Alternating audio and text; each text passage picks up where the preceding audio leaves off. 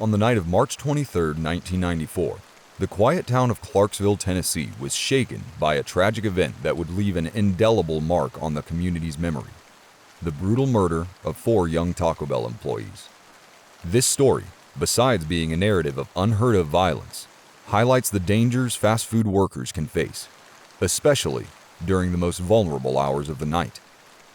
The victims: Andrea, Danielle, Joshua, and Michelle, names are fictitious to respect privacy, were all young individuals with dreams, aspirations, and lives ahead of them. They had spent the evening working together, as they often did, locked inside the Taco Bell on Wilma Rudolph Boulevard, one of Clarksville's busiest streets. As they completed their evening duties, cleaning and preparing the place for the next day, they could not imagine it would be the last thing they would do. The discovery of their bodies the following morning plunged the community into a state of despair and disbelief. The investigation unfolded rapidly, with local police and federal agents working together to make sense of a crime that seemed motiveless. The brutality of the murders suggested fierce violence, with evidence indicating the young individuals had tried to escape their attackers, hiding in secluded corners of the restaurant in a vain hope of survival. The lack of eyewitnesses and the initial scarcity of physical evidence made the investigation particularly complicated. Investigators relied on surveillance footage, fingerprints, and ultimately advanced forensic techniques to reconstruct the events of that night. However, the case remained unsolved for 2 years, becoming one of Clarksville's most disturbing mysteries, and fueling speculation and conspiracy theories within the community and beyond. Over the years, the case remained open. The victims' memory was honored through various initiatives. The victims' families, supported by friends, acquaintances, and strangers moved by their loss, organized candlelit vigils and fundraisers for scholarships in the names of the deceased, seeking to turn their grief into something positive for the community. These acts of remembrance and solidarity served to keep the case's awareness alive, urging authorities not to abandon the investigation. The breakthrough in the case came with the evolution of investigative and forensic techniques. Investigators, after years of fruitless searches, finally linked new evidence to the suspects, who were arrested and brought to trial. The evidence, which included advanced DNA analysis and key testimonies, allowed for the reconstruction of the events of that fateful night, finally shedding light on the murder's truth. The trial that followed was long and emotionally challenging for the victims' families, who had to relive the horrors their loved ones endured. The Clarksville community, united in grief, followed every development attentively, hoping for justice that seemed too long in coming. The conviction of the perpetrators provided a sense of closure, but could not erase the pain and void left by the loss of Andrea, Danielle, Joshua, and Michelle. This tragic event not only led to mourning and reflection in Clarksville, but also raised important questions about the safety of fast food workers nationwide. The fast food industry, with its late hours and reliance on young workers, had to contend with the need to strengthen safety measures, from video surveillance to training employees how to handle potentially dangerous situations. In response, many fast food chains adopted new policies and technologies to protect their workers, including more sophisticated alarm systems and safer closing procedures.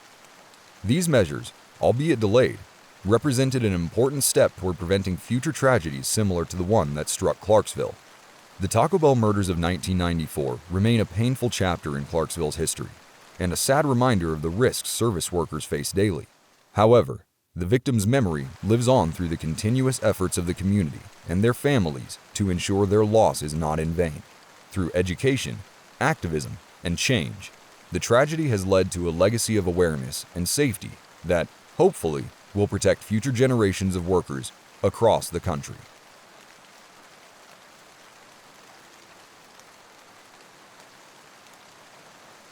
The Sizzler Poisoning incident of 2000 stands as one of the most disturbing and controversial episodes in the fast food industry's history in Australia.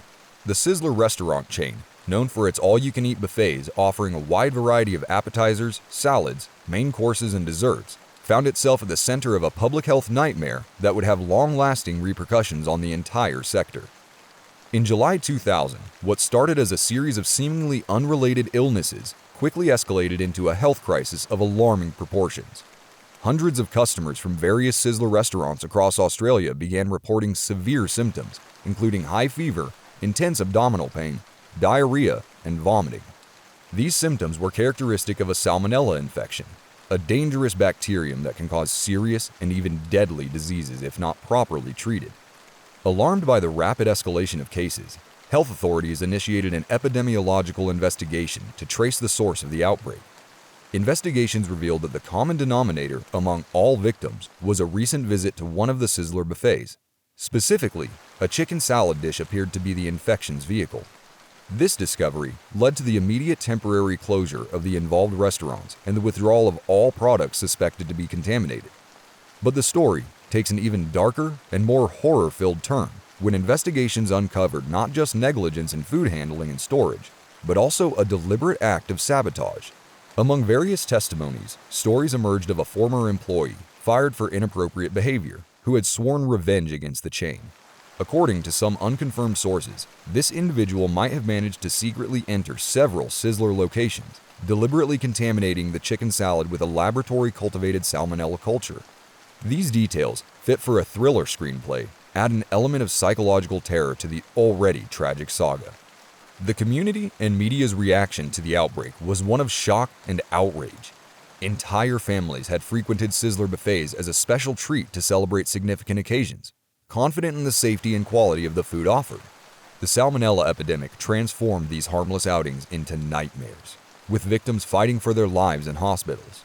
The death of an elderly customer who had pre-existing conditions exacerbated by the infection was a sad epilogue that deeply marked the community.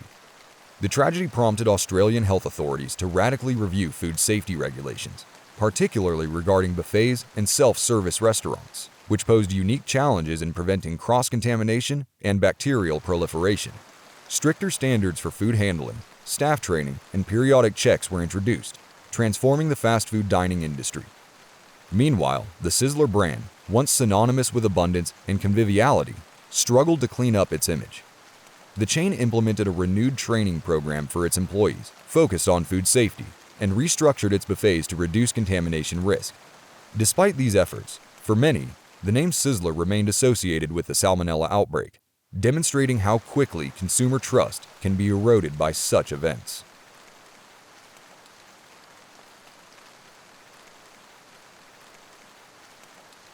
Robert Ben Rhodes, known as the Truck Stop Killer, emerges as a figure seemingly lifted from the pages of a Stephen King novel, where the ordinary morphs into nightmare realms, and monsters dwell among us, cloaked behind facades of normality. His story plunges deep into the heart of darkness, with American highways serving as the stage for a timeless human tragedy. Rhodes was a truck driver, a profession that saw him traversing the vast asphalt stretches of the United States from coast to coast. At first glance, he might have appeared as just another face in the crowd, one you might encounter at a rest stop for a coffee during a long journey. Yet, behind that facade lurked an abyss of darkness. In the back of his truck, Rhodes had set up a veritable mobile torture chamber, a space where his darkest instincts were unleashed. His victims were often young women, hitchhikers, or individuals living on the fringes of society, picked up at rest areas or fast food parking lots along the highways. Lured by the promise of a free ride, they instead found themselves trapped in a nightmare from which there was no escape. Once aboard his truck, Rhodes would immobilize them, subject them to torture, and ultimately kill them, leaving their bodies in secluded spots along his routes. The case of Regina Walters, one of Rhodes' confirmed victims, is particularly emblematic and chilling. Regina, a 14-year-old girl, was kidnapped by Rhodes along with her boyfriend. While the fate of the boyfriend remains uncertain, Regina's final hours were documented in a series of photographs found in Rhodes' truck after his arrest. In these images, Regina appears visibly terrified, dressed in a black dress that Rhodes had forced her to wear before killing her in that terrible back of the truck. Rhodes' arrest occurred almost by chance in 1990, when a police officer noticed his truck parked suspiciously at a rest area in Arizona. Approaching, the officer discovered a scene beyond anything he could have imagined. A woman chained and clearly in a state of shock. This chance encounter put an end to Rhodes' spree of murders, but opened a series of questions about how many others like him might still be out there, exploiting the country's highways to commit their acts of violence. The trial revealed the depths of Rhodes' depravity. Sentenced to life imprisonment without the possibility of parole, Rhodes remains a figure of terror, not so much for his singularity, but for the awareness that there are other predators like him who see the Rhodes as an opportunity to hunt their prey.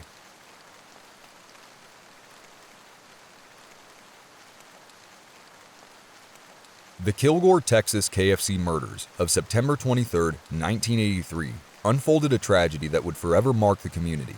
Just before closing, 5 individuals at a KFC restaurant, 3 employees and 2 customers, disappeared under mysterious circumstances. The next day, their bodies were discovered in a rural area about 20 miles from the restaurant, casting the victims' families and the entire town into panic and despair. The victims, David Maxwell, Joey Johnson, Monty Landers, Mary Tyler, and Opie Hughes, were found with gunshot wounds in what appeared to be a mass execution. This brutal group murder not only shook the community of Kilgore, but also drew national attention, raising questions about safety in small American towns and the motivations behind such a violent act.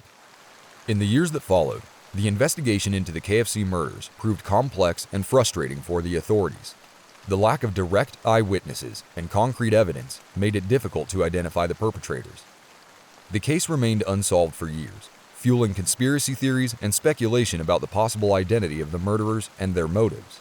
It was only years later, thanks to advance in forensic analysis techniques and the discovery of new evidence, that 2 suspects were identified: Darnell Hartsfield and Romeo Pinkerton, both residents of the area.